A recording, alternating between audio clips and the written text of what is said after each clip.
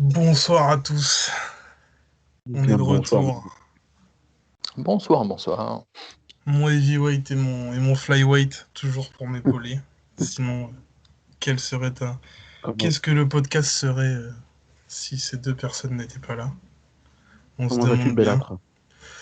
Nous, ça va très bien. On a pu rattraper notre retard parce qu'on n'a pas regardé l'event en live hier soir. Du coup, on a pu regarder le replay. Non, tu peux dire plus, s'il te plaît, parce que il y en a qui Oui, nous oui, il y regardent. avait que toi. Puis t'étais sur le compte en plus, il me semble. Donc, Ouais, bravo à toi, c'est mérité. merci. T'as fait Tu as ça été bien. fort, ouais, tu as été fort actif, j'ai vu ça. Ouais. Bon, pour dire de la merde comme d'habitude, mais bon, Pas l'hiverne. ça c'est un autre sujet. Mais du coup, on se retrouve pour des débriefs, trois combats du dernier event de l'année, malheureusement. Même si l'UFC a été présent pendant, il me semble, il y avait une stat qui était tombée, je crois que c'était 5 mois d'affilée là qu'on a eu. Ouais. Ouais, depuis juillet, chaque 5, semaine. 5 mois d'affilée de fight, hein, donc merci Dana et puis merci l'UFC d'avoir permis ça. Mais du coup, on se retrouve nous pour débrief Marlon Moraes, Rob Font, José Aldo, Marlon Chito Vera et puis Stephen Thompson contre Geoff Neal. C'était une soirée déjà. Comment vous avez trouvé la soirée, vous, en général? Pas mal. Franchement, la carte, elle était vraiment belle. Que ce soit des prélims, après, j'ai regardé à partir de Pettis, qui a été sérieux. Genre, un vrai Anthony Pettis. Ensuite, le plaisir de voir Hardy se faire casser la gueule. Parce que Déjà. ce qui est beaucoup revenu ça sur Twitter. J'ai Ouais. regardé ce matin que beaucoup de personnes étaient contentes d'avoir vu Hardy se faire malmener. Et ensuite, ouais, les combats étaient pas mal. Franchement, il y avait du niveau.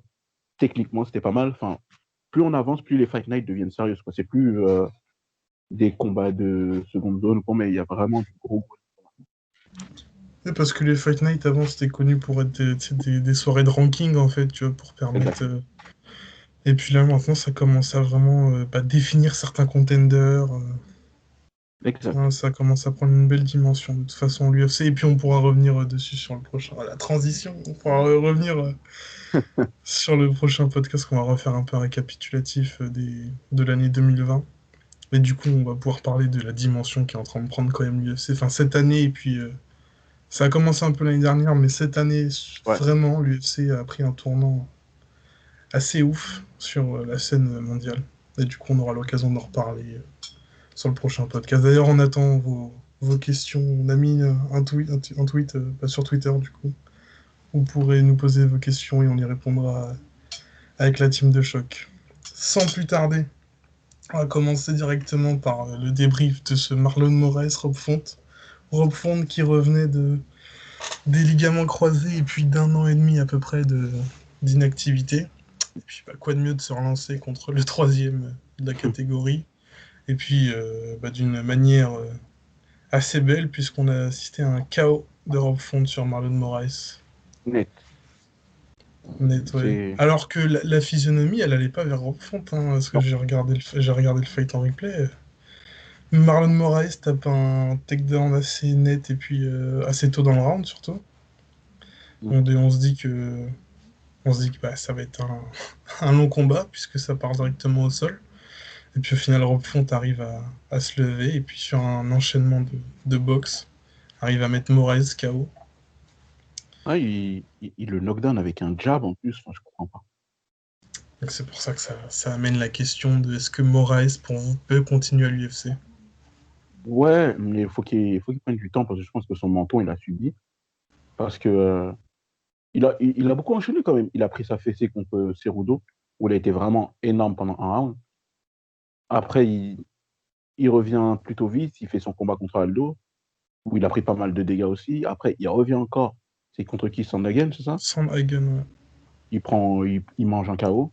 Mais Même un si, beau KO par contre pour le coup, en tu fait, vois. c'est que même si là, le KO, il est arrivé vite, il n'a pas pris beaucoup de ground and pound, mais à un moment, il faut qu'il se repose. Il a pris ce KO-là. Là encore, Moraes, il ne se fait pas knockdown avec un jab, normalement, tu vois. Non. Et donc, à un moment, ça veut dire qu'il doit prendre il doit prendre du temps et attendre que son menton revienne un peu, comme Miocic, il a pu faire après sa défaite. Ou bah, il va se faire cut parce qu'il n'y arrive plus. Et puis en plus, on est dans la période des cuts en plus à l'UFC, donc Et que la c'est pas... catégorie, elle devient de plus en plus sérieuse. C'est surtout ça.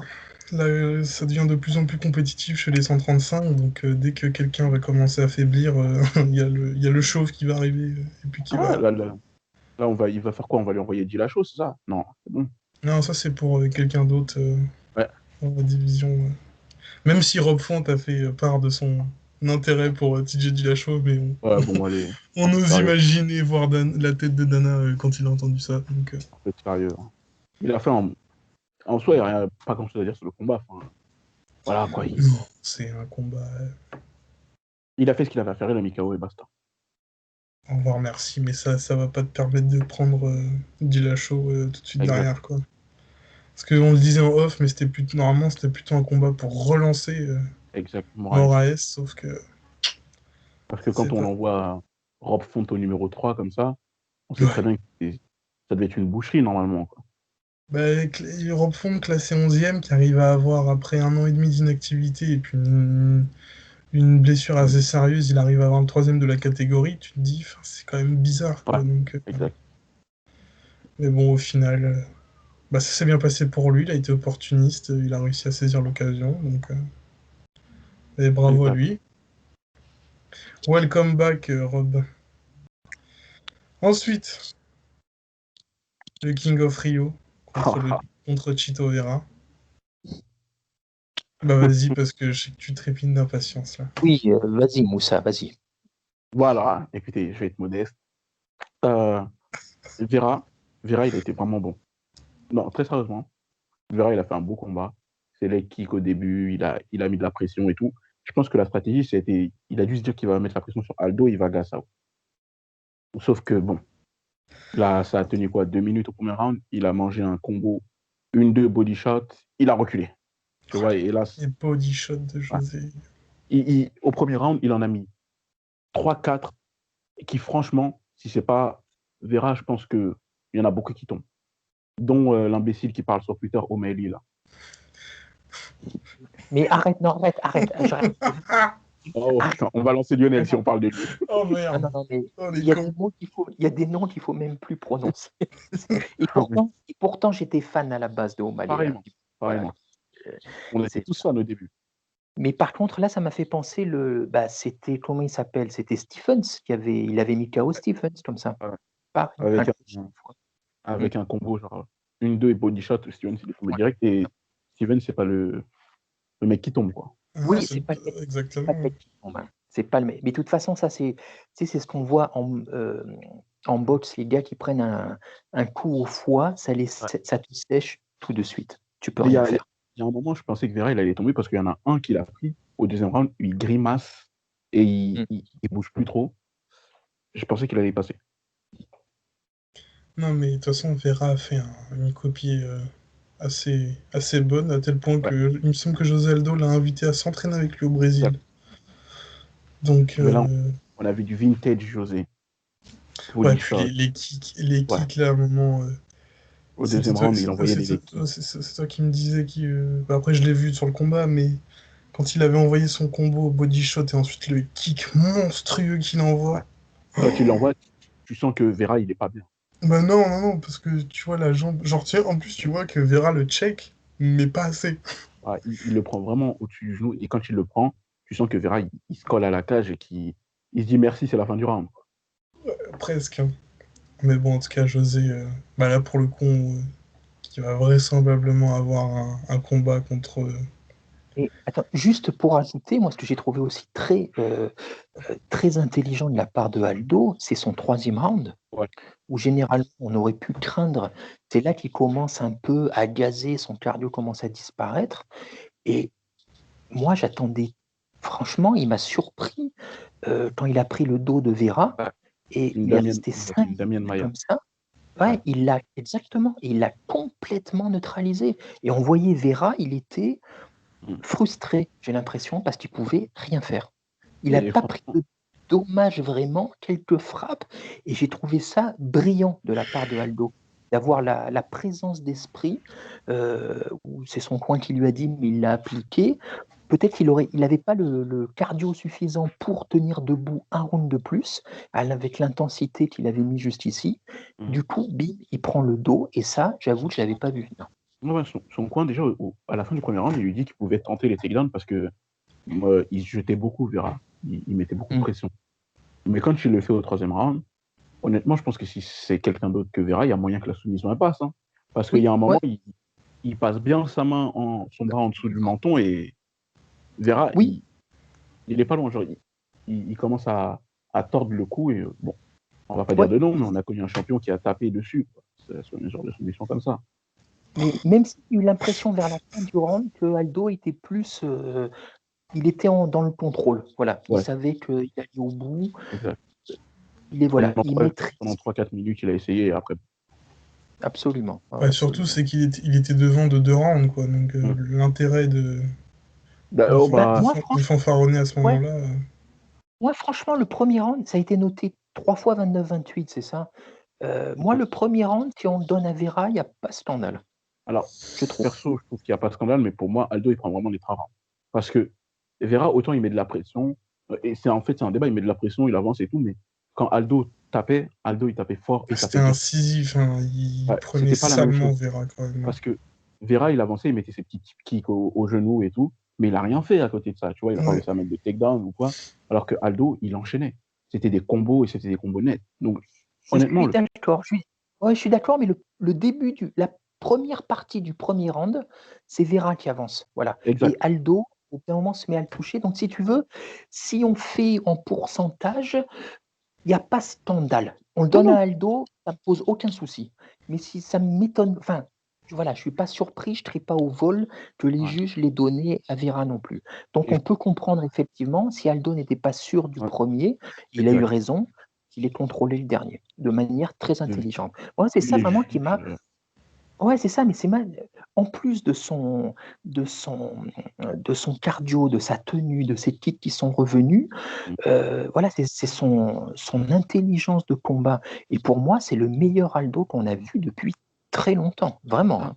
Écoute, je ne veux pas faire insolent, mais je vous l'avais dit après Yann, que vraiment, le combat, c'était pas Aldo qui le perdait, mais vraiment Yann qui était plus jeune, qui avait un coffre et tout. C'est le Aldo qu'on voit là actuellement en bantam. En 3 rounds, je pense qu'il est vraiment intouchable pour la plupart. Pour la plupart, voilà. C'est-à-dire qu'il ne faut pas que ça dépasse 3 rounds. Et il ne faut pas lui faire...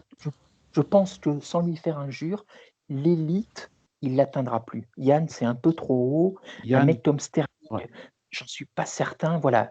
Mais après, tout ce qui est au-delà du top, on va dire 3, 4, je pense qu'il est aisément dedans. Absolument. D'accord, Yann, je pense pas qu'il puisse le battre. Sterling, si c'est une question de match-up, tu dis, bon, c'est 3 rounds, pourquoi pas, mais bon, Sterling, il part avec un avantage. Ça reste compliqué quand même, Sterling, que ce soit 3 rounds ou 5. Par contre, le reste, il y a moyen qu'il les batte. Bon, Dillashaw, on le compte pas. Bah, c'est ce que j'allais dire, j'allais faire la transition comme quoi il y avait un José Aldo, TJ Dillashaw qui était envisageable franchement, pour l'UFC. Moi, je demande d'avoir quand même. Hein. C'est intéressant. Et puis, on pourra dire qu'un jour, on aura vu un José Aldo Dillashaw, tu vois, quand même. C'est pas rien. Et je pense que même si Aldo perd, je pense que ça va être un vrai combat. Ouais, un moyen. Et puis, ça remettrait Dillashaw directement dans le bain, quoi. Et après, est-ce que pour lui, ce serait une bonne idée, après 2 ans, de revenir comme ça? Je sais pas. Ouais, mais 2 ans, je l'ai suivi un peu sur les réseaux sociaux. Le mec, il se part à peu près tous les jours. Il est tout le temps à la salle. Alors oui, ça vaut pas un combat UFC, ça, je suis d'accord. Mais moi, je le sens plus sharp que jamais. Dillashaw. Il manque un peu de PO, mais ça, c'est bon. C'est pas grave. Bah, déjà, ça va faire la différence. Hein. Ouais, parce que ça, sans le PO, il gagne pas 2 fois comme Cody. Allez, on va dire ça. Non, mais oui, c'est clair. Non, plus sérieusement, contre Cody, le premier combat, sans EPO, il le prend pas. Mais les deux. Enfin bref. Non, le deuxième Cody, c'est un débile. Non, le deuxième, c'est qu'il est sous OPO. José Aldo, donc Vera, qui s'est soldé par une victoire de Aldo à la décision, comme on a dit, au 3e round, après un 3e round bien maîtrisé de la part du King of Rio, et puis qui devrait lui permettre de se relancer un peu dans cette quête de titre, même si je le vois très mal finir champion des 135. Pareil. Mais Parce bon, que, au moins ça fait plaisir de voir toujours le King of Rio, toujours aussi scintillant. clairement.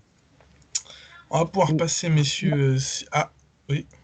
Non, c'était juste un appendice. Vous imaginez qu'il a que 34 ans. Et ouais, mais ça fait Moi, combien j'ai de temps qu'il l'impression combat qu'il ce est là malade? depuis toujours. Ouais. Tu sais, tu me dirais, il a 56 ans, je dirais, ouais, logique. Enfin, tous ces types-là, les Dos Santos, les Aldo, tu as l'impression qu'ils sont là depuis toujours, depuis la création de l'UFC. Aldo, Il est en là tout cas, depuis WEC. mais il est pro depuis 2005, je crois. 2005 ou 2004, Aldo. Mm. Donc, ouais. Puis déjà, Et, déjà au WEC, c'était quelqu'un de sérieux, genre demande à Faber. ouais. Le pauvre. C'est une des plus grosses corrections que j'ai vues. C'est incroyable. J'ai vu une photo là de la jambe de Faber après le combat. Il n'a pas Oh, marché pendant 2 semaines. Hein. c'est un truc de ouf. Hein. Bon, enfin bref. Ensuite, si il n'y a plus rien à dire, il me semble, sur Aldo Vera, on va pouvoir passer à notre main event de la soirée d'hier. Stephen Wonderboy Thompson, qui est l'un des meilleurs strikers à l'UFC, contre Geoff Enzo Steel Neal. Moussa, vas-y, Masterclass. parce que il était à peu près un des seuls qui a pu vivre Franchement, ça en direct. masterclass. Euh, masterclass, mais la même chose qu'on a pu voir contre Luque. Ouais, c'est ce que j'allais te demander, si on était sur la même C'est, base qu'il y oui, oui, avait oui, Luque. c'est la même base. Il y a le mec en face, Luque, il était complètement dépassé. Là, Neal, tu sens que il a essayé, il a tenté pas mal de choses, mais je pense que déjà, à un moment ou un autre, quand t'as pas un corner d'élite contre Wonderboy, c'est impossible. Et Demande à du bah, Rufus, il va te dire. exactement. Ou tu demandes à Tyrone Woodley, enfin, c'est des mecs comme ça, ils font un corner d'élite. Et surtout, il faut un, un compartiment où tu sais que tu es dans le top mondial, où tu sais que tu es élite. Enfin, si tu Ouais. n'as pas une lutte de top, un striking de top mondial, tu peux rien lui faire à Wonderboy. Et Geoff Neal, aussi puissant qu'il soit, il pouvait rien faire. Il tentait des jabs, le mec, il lui mettait un 1, 2, 3, il était déjà parti de l'autre côté, tu vois, il pouvait rien faire. Oh Et, là là, putain, l'angoisse de combattre un type ouais. comme Wonderboy. Et à un moment, au deuxième round, il commence bien. Au deuxième, au troisième, il commence bien. Geoff Neal, il clinch, tu vois. Il essaie de clinch, il essaie d'avancer, mais ce que les gens ont tendance à oublier, c'est que bah, le gars, il a fait du kickboxing, il a un gros Muay Thai, ça ne le dérange pas, le clinch, tu vois. Il a essayé 2, 3 coups, il y a rien qui s'est passé. Non. Il y a juste le seul round qui peut, entre guillemets, donner un deal, c'est le cinquième, où Wonderboy, il est blessé. Il est blessé. Ouais. Il y a son pied qui est hyper gonflé, il le dit dans son corner, il dit, ouais, Ah oui, oui, c'est vrai. son pied est hyper gonflé, et son genou, il avait gonflé et tout, et même comme ça, il était sur une jambe. Le mec, tu le voyais qu'il était en train de gambader, là, il se prenait pour un marsupilami, il gambadait partout, il frappait. Enfin, En plus, c'est chaud de manquer une jambe dans le style de combat de Thompson, hein, exact. parce que c'est ultra mobilité, une stance Ouais. super, j'allais dire basse, mais genre super écartée en tout cas, ça pour Et même sûr. comme ça, bah, il a tenté, puis à un moment, il s'est dit, bon, bah, vas-y, on va faire de la bagarre. Et il a tenté. Et ils se sont foutus au milieu de l'octogone, ils ont frappé. Ça, c'est dangereux pour Thompson, hein, Ouais. le mec qui est devant Et, de 4 rounds, et puis... et franchement, comme ça, il n'a pas pris de coups hyper significatifs parce qu'il roule bien avec les coups de poing, tu vois, comme d'habitude. Mais par contre, il touchait. Il y a, on a vu, il y a une différence de skills. Et voilà, à un moment, il y a un niveau dans ce sport. Et lui, il est au top niveau. Eh oui, non, Et mais pour le plaisir. battre, à mon avis, si tu t'appelles pas Kamaru Usman, c'est très difficile. Oui, j'allais dire ça, et puis même après, Thompson, pour l'emmener au sol, enfin, il faut l'attraper, quoi, tu C'est vois. ça. C'est parce que ouais, on l'a vu avec Woodley à son top, pour l'emmener au sol, il a galéré. Pour l'emmener au Mais sol, je il a fallu pense, qu'il. ouais. Mais je pense, enfin, tu viens de citer le nom, c'est exactement ça. Moi, j'y réfléchissais tout à l'heure après avoir vu le combat, et j'ai l'impression que tu as eu Woodley, et bon, Oui. Pettis, c'était un chaos, c'était un accident, on va dire, ça peut arriver. Voilà, c'est pas significatif. Surtout qu'en plus, Thompson menait le combat. Mais Il lui a bloqué les fesses. Woodley, euh, il n'y a que un combattant du calibre du modèle de Woodley qui peut embêter Thompson. Et donc, aussi bon soit-il, je me disais, c'est à la fois une bonne chose, mais en même temps, malheureusement pour lui, le champion actuel, c'est un Woodley amélioré. C'est un Woodley Ouais. plus puissant physiquement et qui est encore plus vicieux dans le clinch, dans tout. Et j'imaginais, si jamais Thompson, parce qu'il y a encore une victoire, il serait légitime à un title shot. Mais s'il rencontre Ousmane, je vois pas, je vois pas Ah ce non, qu'il mais Ça pourrait. risque d'être compliqué, ouais. je pense pas qu'il pourrait battre Ousmane. Par contre, à la différence des combats qu'il a livrés avec Woodley, quand Wonderboy affronte Woodley à son prime, tu te dis que tu as la lutte et que tu as un mec qui te touche, tu tombes. Il n'y a pas, il y a pas de débat possible. Woodley te touchait à son top, tu finissais sur les fesses et il l'a vu. Et au 4e round, il a été touché, le pauvre, il est tombé 4 fois. Il n'a pas compris ce qui lui arrivait. Par contre, Ousmane, tu sais qu'il va faire de la lutte, mais est-ce que Ousmane, il a cette capacité à être contre-attaquant et à te frapper aussi fort que Woodley avait? Il est là. Hmm. Parce que autant il a Non, de la force physique, oui, mais son striking étant bien moins technique et bien moins solide que le striking de Ah, Bashir. mais il met quand même sur les fesses Covington. Ouais, mais il le met sur les fesses, mais Covington, qui n'est pas un gros striker, pendant 5 rounds, il était dans ses yeux, tu vois. Oui, oui, oui, mais justement, c'est avec le nombre de coups qu'il s'est pris et tout, il a quand même réussi à trouver la Il, force il de. met, il met Covington au sol parce qu'il lui casse la mâchoire au 2e round, je crois, et Bah oui, que bah, il faut lui casser la mâchoire quand même à exact. Covington. Mais, mais on va dire que la menace qui planait avec Woodley du ouais, lui, ce mec-là, si je fais l'erreur, il y a la droite et je tombe, je pense qu'elle est un peu moins présente qu'avec Ousmane. oui, absolument, tout à fait. Mais dans ce cas-là, ce serait un remake peut-être Du 2e en combat. moins, ouais, du deuxième combat ou bien du Ousmane Masvidal, c'est-à-dire Ouais, pof, exact. il le clinch et Mhm. c'est ça pendant 5 rounds. Bah, de toute Et façon, Ousmane a une telle puissance physique que quand il te met contre la cage, tu peux pas bouger, tu peux pas t'en sortir. Wonderboy, on l'avait dit, qui l'a battu à l'UFC, il arrive à l'UFC quand il était encore un gamin, il connaissait pas vraiment ce sport, il tombe contre Matt Brown à son pic, et Matt Brown, fallait aller chercher à cette époque-là. Hmm. Il perd contre Matt Brown qui a pas cherché à comprendre, il a juste lutté, tu vois. C'est passé. Derrière, il a fait son trou, il a commencé, et après ça, il a perdu que contre Woodley. Le premier combat, d'ailleurs, c'est un match nul, et franchement, voilà quoi. Le deuxième combat, bah, il le perd, mais qu'il le bat derrière. Il perd contre Darren Till parce qu'il est à Liverpool. Hein. Ouais, oui, moi, ce combat, bien que fan de Thiel, je Ouais. l'avais pas forcément vu perdre, mais moi, j'avais vu un match nul.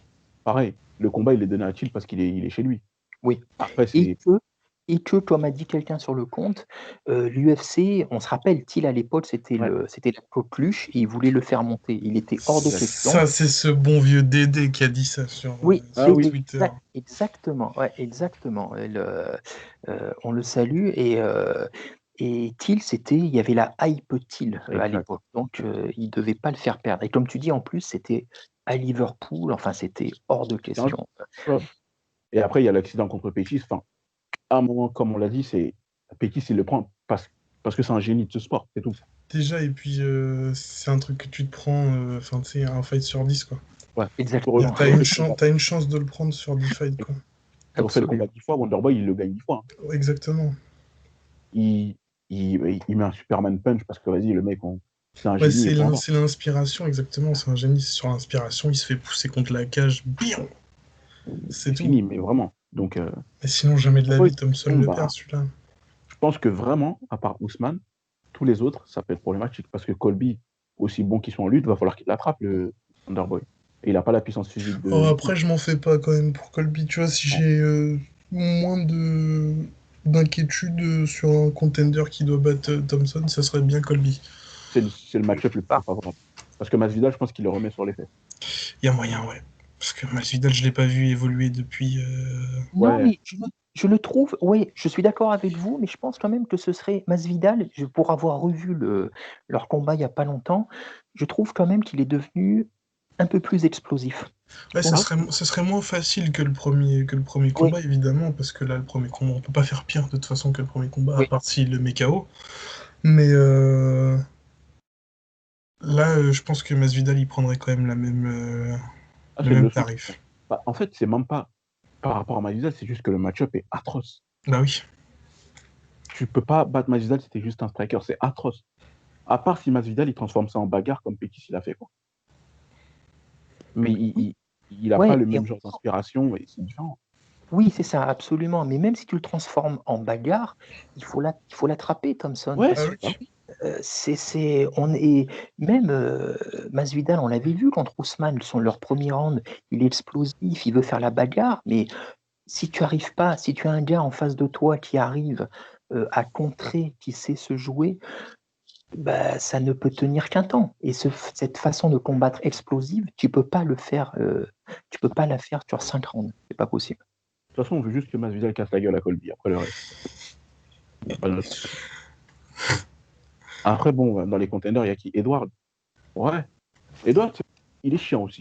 Donc pourquoi Oui, pas? Edward pour Thompson, ça peut être Oui, sacrément casse-couille, hein. Ça va faire du clinch. Ouais. ouais, ouais, ouais. Parce que Edwards, il est pas agréable à voir boxer, Non. mais c'est un client en merde. Il te fait déjouer.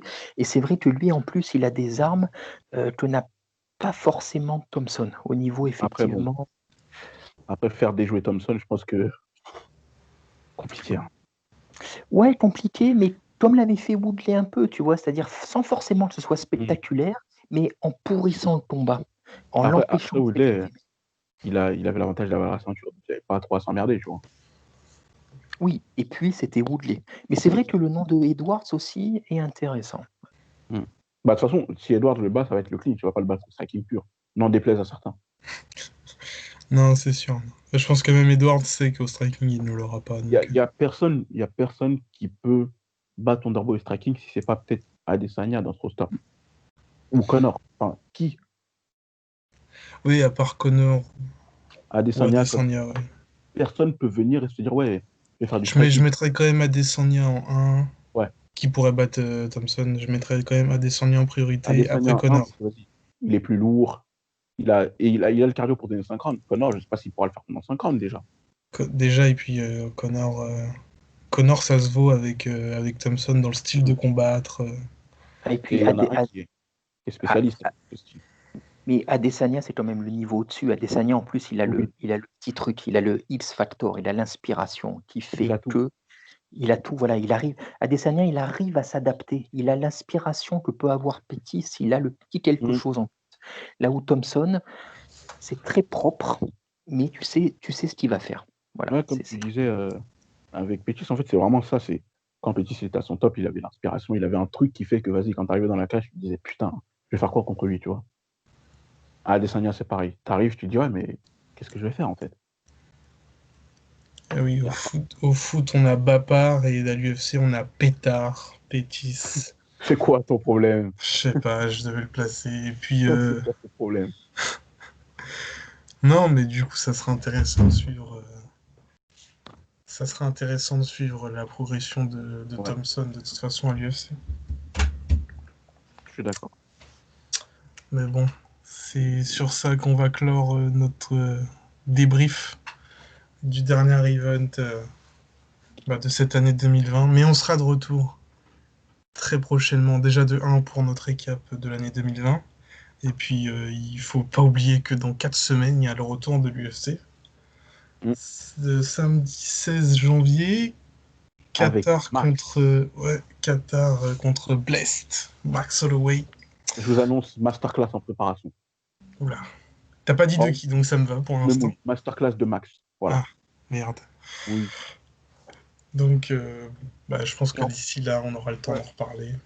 Et en plus, juste pour préciser, ce sera il y aura un combat le 16 et il y en aura un autre le mercredi Oui, et un le samedi d'après. le samedi Donc, d'après, qui est composé de oui, Conor McGregor contre Dustin the Diamond Poirier. Le cassage de gueule qui s'annonce là. Oh là là. Lui qui va être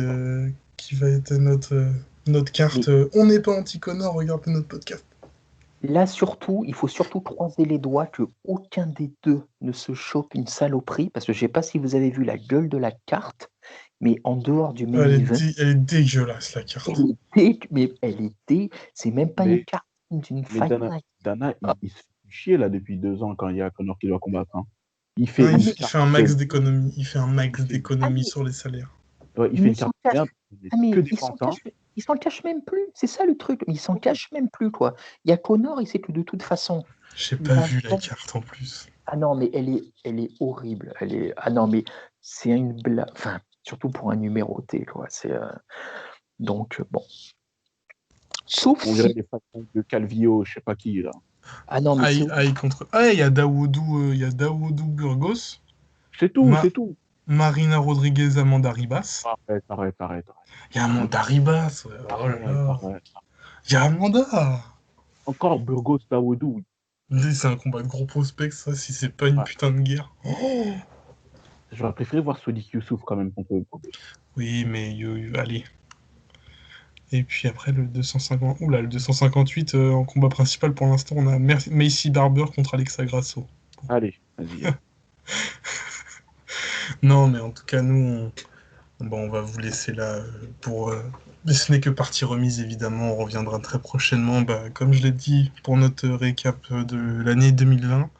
N'hésitez surtout pas à regarder en description, il y aura le Twitter. Et puis, bah, vous verrez qu'on a posté un tweet qui demande vos questions, histoire qu'on puisse y répondre pour la fin d'année. Et puis, nous, d'ici là, on espère que vous vous porterez bien. Et puis, on a hâte de faire ce fameux récap et répondre à vos questions, évidemment. Bonne soirée à tous. Bonne soirée, les amis. bonsoir.